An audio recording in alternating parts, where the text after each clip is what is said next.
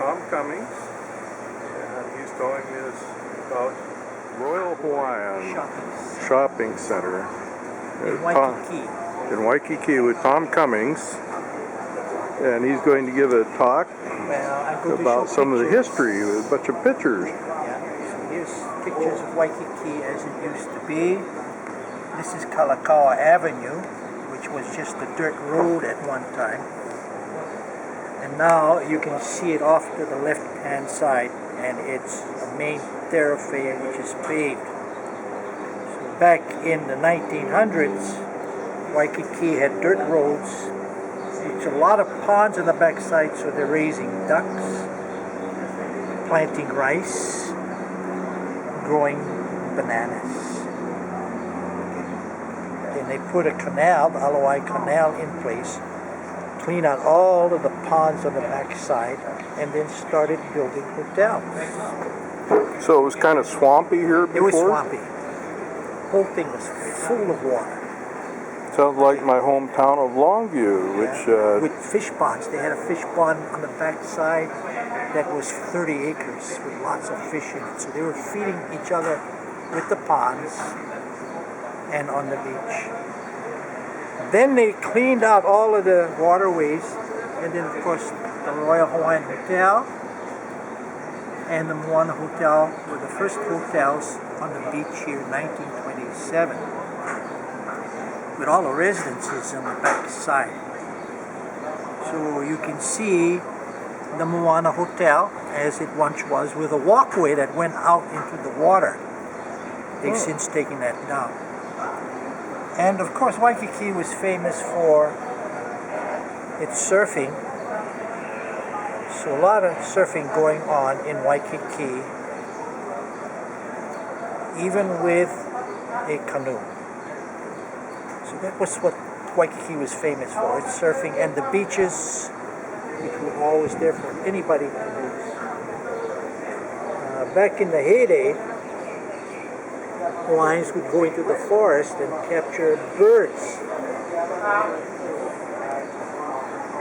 native birds, like that, or like this. And they were particularly interested in the yellow feathers of these birds. And what they did was, they took a pod with this resin on it, and they spread it on the branches of trees. So that when the bird lands on the branch of the tree, the claws get stuck. Oh. When the birds get stuck, a way to catch birds. you grab the bird and you pull the yellow feathers. And the red feathers, and then you bundle the feathers like that. Maybe 500,000 to 1 million feathers. And the men would make a netting like this, and then make it as big as the back of a person, and then tie one of these clusters of feathers onto a square like that.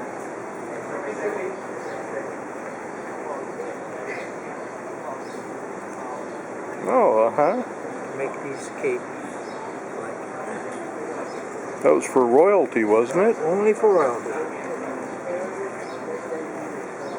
Different kinds of capes like that. Then mosquitoes come to Hawaii, land on the eyeballs of the birds, and the birds die by the millions. There are no more birds today, yet they're still making feathered things like this, smooth and ruffled, getting duck feathers from the mainland. Or, when birds are introduced, then the Hawaiians would take those birds and make versions of the same thing, peacock feathers. Peacocks, huh? Yeah. When you're walking around, you can see them using this synthetic stuff today. That's what they're using because it's inexpensive. Mm-hmm. So that's life here. Now they had no nails, so they would take the coconut husk like that and then clean it up and create these thread-like fibers like this. And then the men would sit down and make cordage. Like small cordage. Homemade string. Medium Cord. cordage. Looks like a lot of work. A lot of work, but time was on their side. Or they would take the hibiscus tiliasis bark and make really large ropes so that they could drag the logs from the mountains down to the seaside. All from the coconut. Then, everybody knows that the coconut has water in it, but when it dries up on the inside, what you have is that dehydrated meat like that. If I take it out, it looks like that. Okay. You cut it open, so you see the inside like that. You smash it up. You got Strike coconut. the oil, and you get coconut oil. Coconut oil. Yeah, Okay. which they're selling now in the marketplace because it's a good health food. Mm-hmm. Or you can make cups out of them.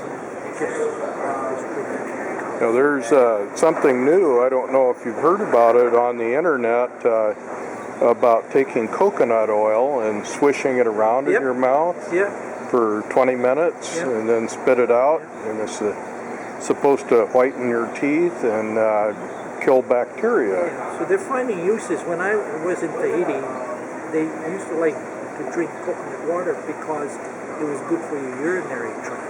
Oh, Yeah, just kind of cleansed it. Cure urinary infections? Yep. Oh, I hadn't heard of that one. So, I mean, they were using it for that kind of thing. Now, they clothed themselves with bark cloth, so it started white like this. And after that was done, That's from coconut? This one is from the bark of the vauki, which is the bark. berry. Bark, right? Yeah. Okay. And they would strip it off, pound it up, and make these matted cloth like this, and then afterwards decorate it like that.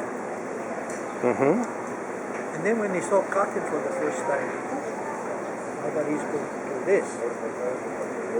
Then for making these baskets and mats and sails, they would gather the leaves of the hala or the pendalis or the scoop pine and strip them up and then make baskets and nets and that sort of thing. So they would always make your own.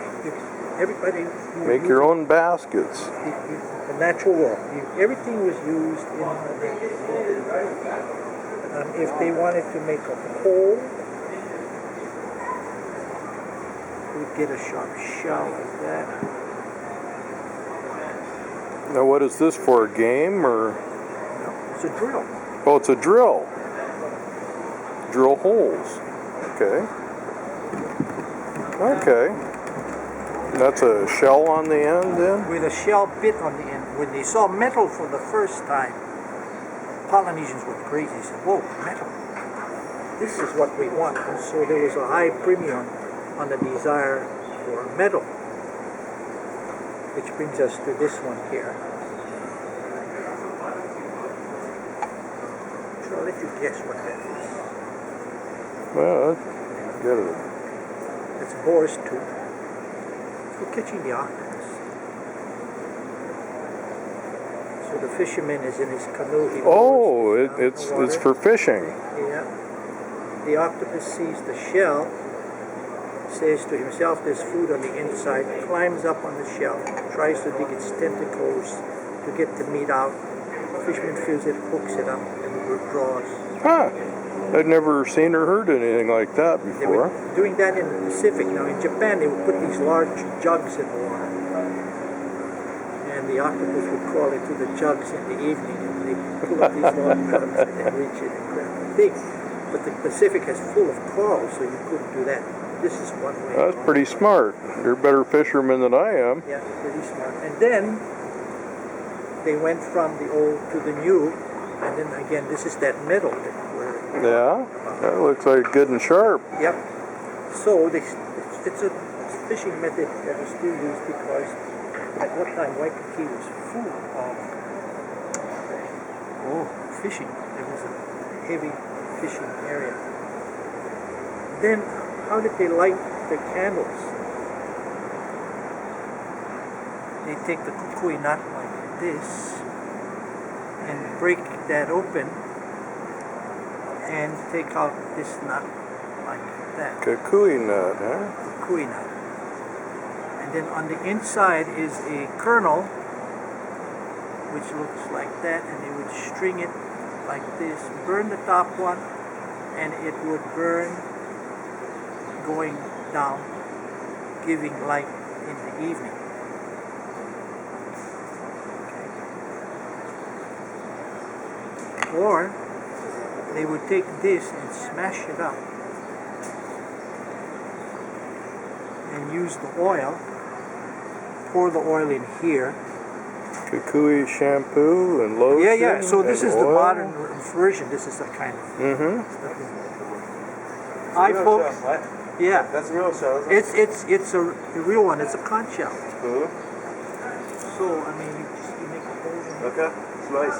Yeah. You want to hear what it sounds like? Huh? Okay.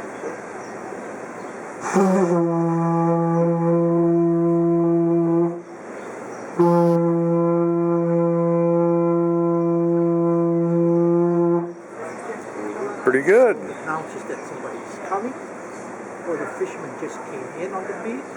Hurry up, he's got his fish. Go get it. Nice. Yeah.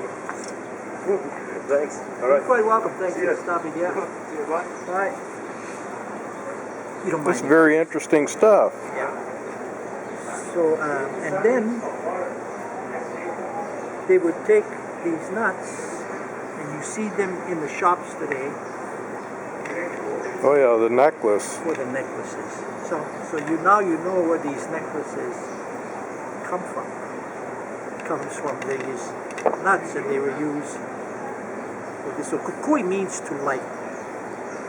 So when they say, oh, that's kukui. When you turn on your head like that's kukui. They're taken off of this lighting thing that you see here. Well, I think it's great when you can make stuff yourself. Had no choice. Yeah.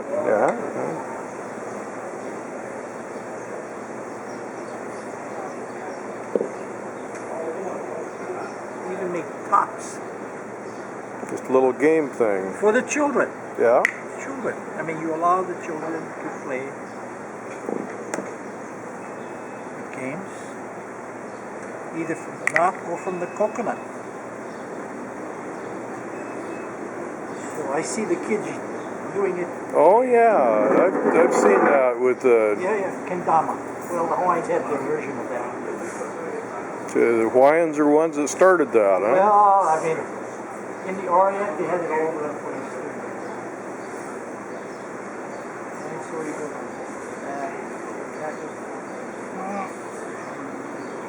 Oh, very good. and then they would do a chant to it, and some of them were so good they could do it two hands.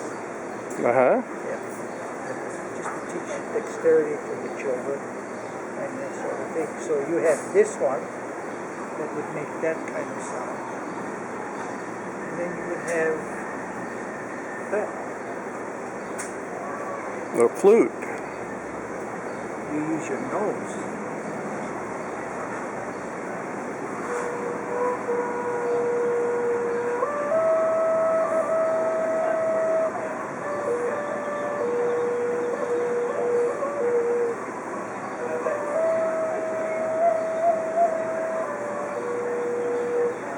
So, Now, let's see.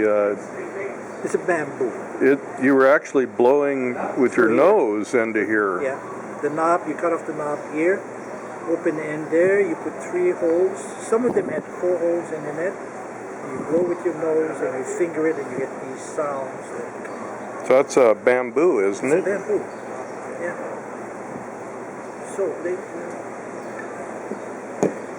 Very inventive. yeah, everything. Yeah. So I mean, Very interesting. yeah.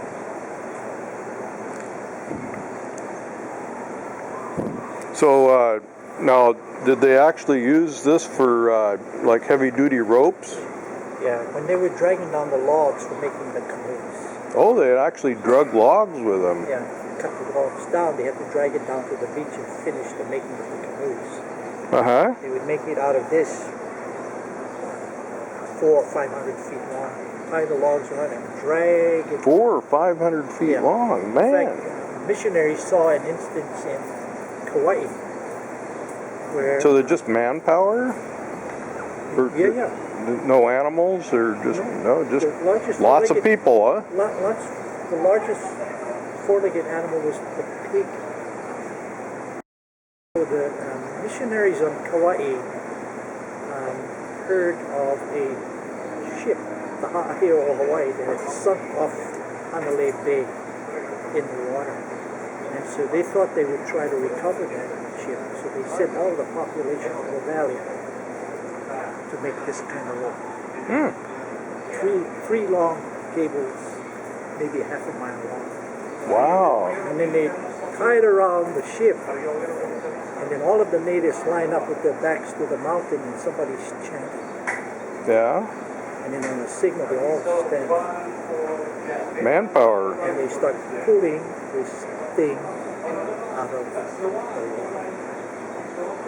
As they're pulling it out of the water, the ship bumps up against the coral reef. They keep pulling it until the pulling was so strong they break the mast of the ship. And the ship slides down into the water. Oh.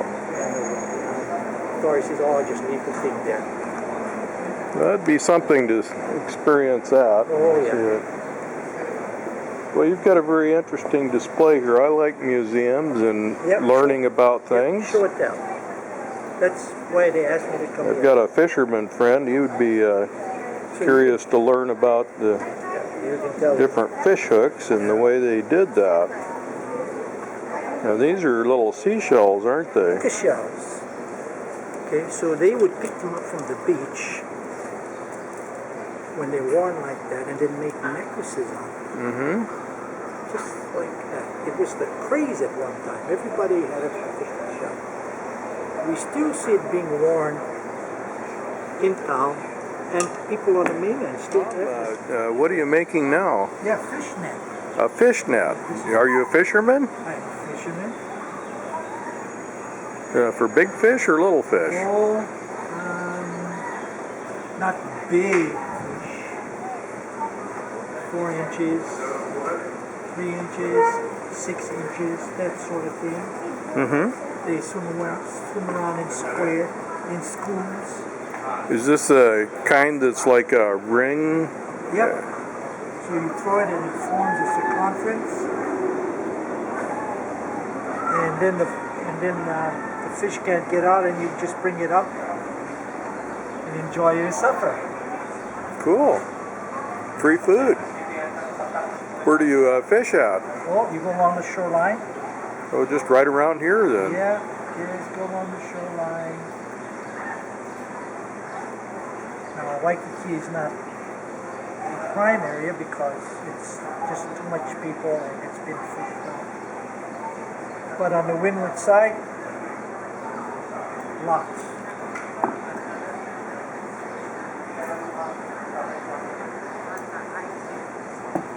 So this All right. I'm just making this one out. Okay, well, thank you. You're welcome, Wayne.